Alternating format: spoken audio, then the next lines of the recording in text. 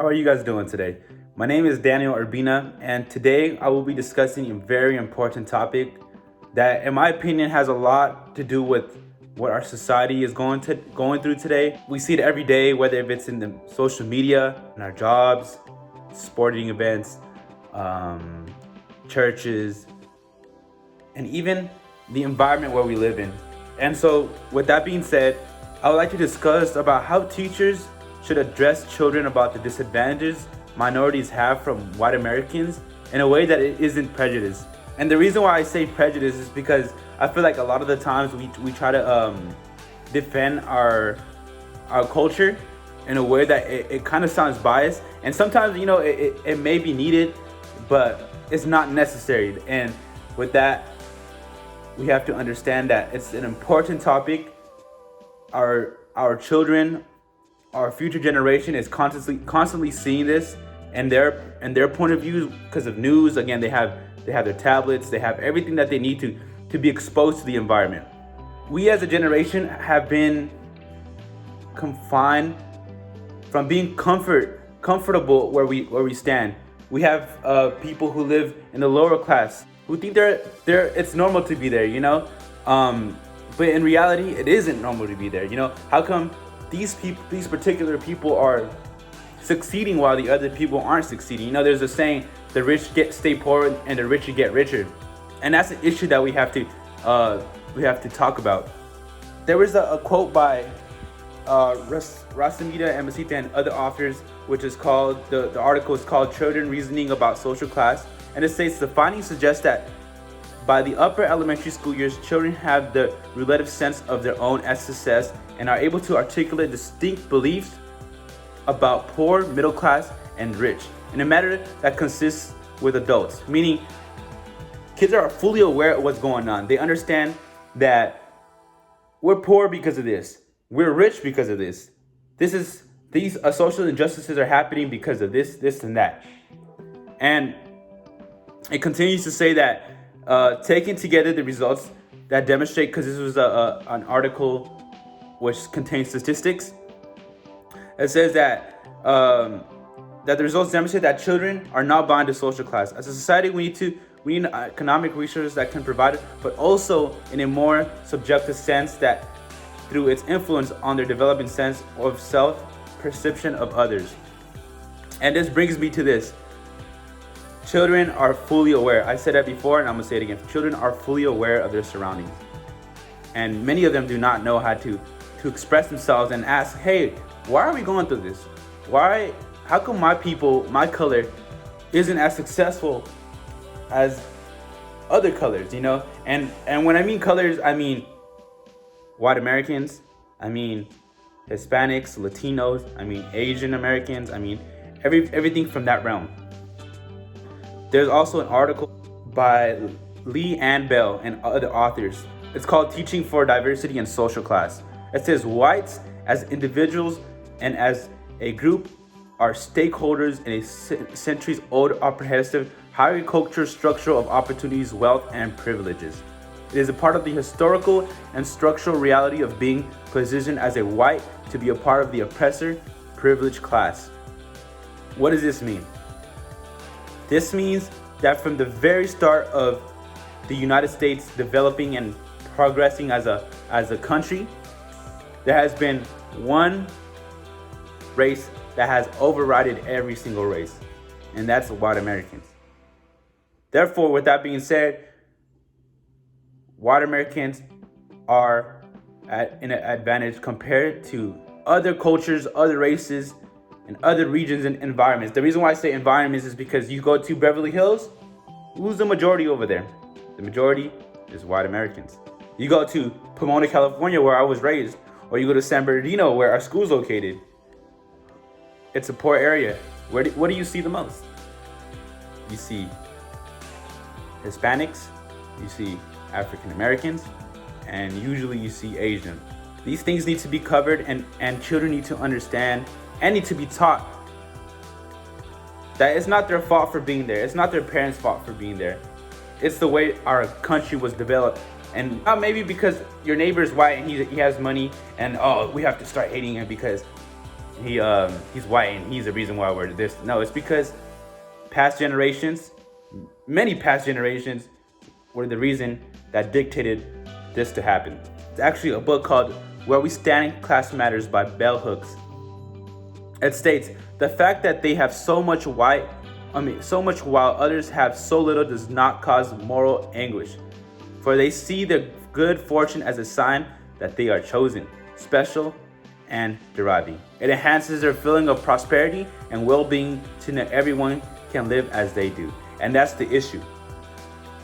White Americans believe that they feel like, oh, if we could do it, they could do it. On paper, that sounds all good and it sounds nice, but no, we don't have the resources. Our education system is failing our students.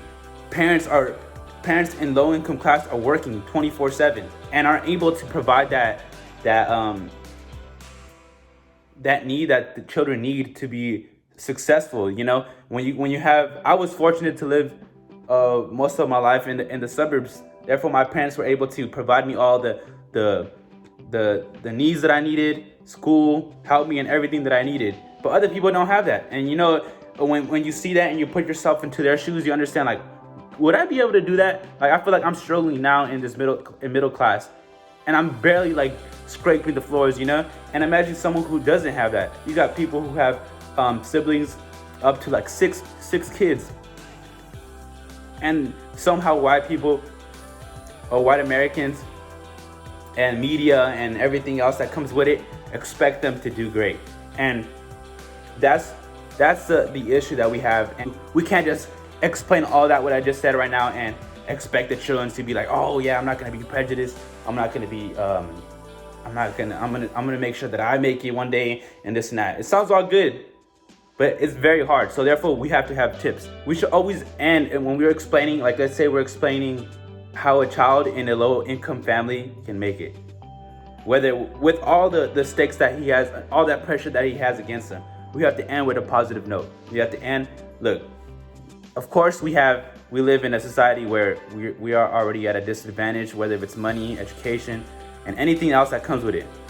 But at the end of the day, you have to understand that there are also many other minorities, that have made it from that have made it out of that realm with very little help. And also we have to make them understand that, yes, maybe because they are young children, it's going to be very hard for them to do anything at their age as of right now.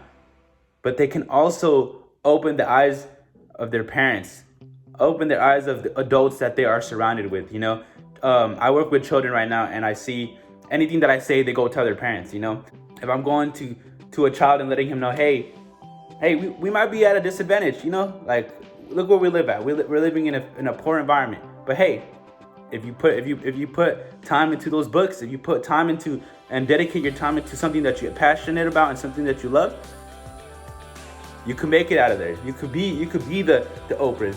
You could be the high tier people in the minority class. It's very possible.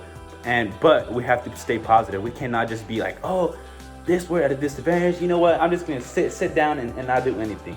Another thing that we could do is show ways that people have done it. People have expressed the ways, and because of that, they have been icons. You know, for example, Martin Luther King. He had a goal. He set it out, and look where he's at now. Look all the changes from when he was there till now. So many changes for Hispanics. Cesar Chavez. There was just injustice in the work fields with the grapes, and there was no restrooms. There was nothing, like no hygiene. Everything was bad. They were getting paid nothing. And what did Cesar Chavez do? What did he request for everybody to do? To do a peaceful protest. And that peaceful protest led to them getting their rights, getting better rights that they definitely deserve from the start. Yeah, and now we could see that the Black Lives Matter protests that we've seen, the peaceful protests, we see that, and look, it caused attention throughout the whole entire world. It may have gotten a lot of the racist people mad, but like they always say, the truth hurts. And When the truth hurts, you know something's right. So children, they need to be able to understand that, hey, I might get a lot of backlash because of this. When I get older, if I want to become a person that speaks for their own people. But at the end of the day, that backlash will not override the fruits of what could happen. To let children know that their education is what matters the most. Their education is what can help them be a voice in the society. You know, you can't just be a voice in the society by not going to school or not doing something like business wise. You can even be a rapper. You know, like rappers have, especially nowadays, rappers or celebrities have a very their message, whenever they speak, everybody listens. You know, and that's important. You know, and you can't just be like, all right, I'm just gonna go work a 9 to 5, which is nothing wrong with it. But if you want to change the world, you gotta do something extraordinary. Also, things like putting them in sports, making a name for themselves, making them themselves, their talent, pay for their own education. That's something that needs to be said to these children, and it's important for them because they are capable of a lot of things. Children are capable of doing whatever they want. Anything that they're passionate for and put their mind into, they could do whatever they want. And with that being said, I want to thank everybody who watched the video, and I appreciate, and hopefully we can move forward and explain diversity, explain social injustice, explain the hierarchical pyramid that's going on to these children, so that they could be fully aware that, hey, it's not your fault. You know, it's not your fault that you're in that position.